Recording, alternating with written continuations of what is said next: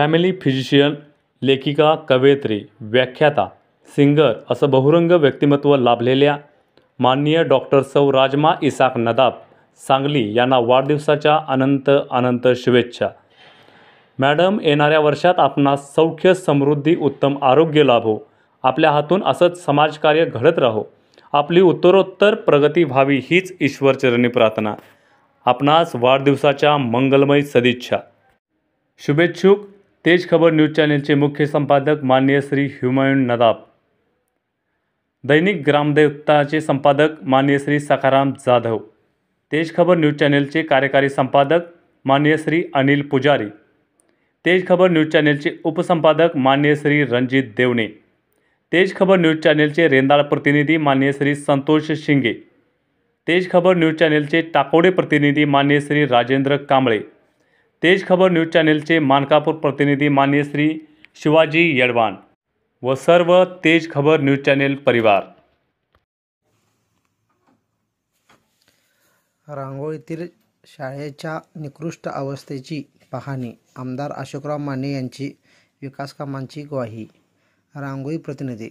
रांगोळीतील जिल्हा परिषद कोल्हापूर अंतर्गत कुमार व कन्या शाळेतील निकृष्ट अवस्थेतील खोल्यांची पाहणी करण्यासाठी हातकणंगलेचे आमदार अशोकराव माने यांना लोकनियुक्त सरपंच संगीता नरदे आणि शिक्षण सभापती किरण कमते यांनी नेले. पाहणी दरम्यान आमदार माने यांनी शाळेच्या झालेल्या दुर्दशेची प्रत्यक्ष माहिती घेतली. विद्यार्थ्यांना असुविधा होणार नाही यासाठी तात्काळ उपाययोजना करण्याची गरज असल्याचे त्यांनी नमूद केले.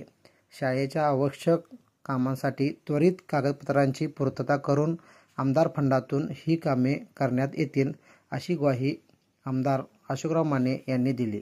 यामुळे शाळेतील विद्यार्थी व शिक्षकांमध्ये समाधानाचे वातावरण निर्माण झाले आहे. सरपंच संगीता नरदे व शिक्षण सभापती किरण कमते यांनी शाळेच्या विकासासाठी गेल्या काही महिन्यांपासून प्रयत्न सुरू ठेवले होते.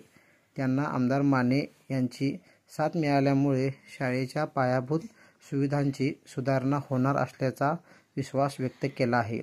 विद्यार्थ्यांच्या उज्ज्वल भविष्यासाठी प्रयत्न व शिक्षण क्षेत्रात सुधारणा करण्याचा आपला नेहमीच प्रयत्न राहिला आहे असे सांगत आमदार माने यांनी विद्यार्थ्यांच्या शिक्षणासाठी कोणतीही अडचण येऊ देणार नाही असे आश्वासन दिले.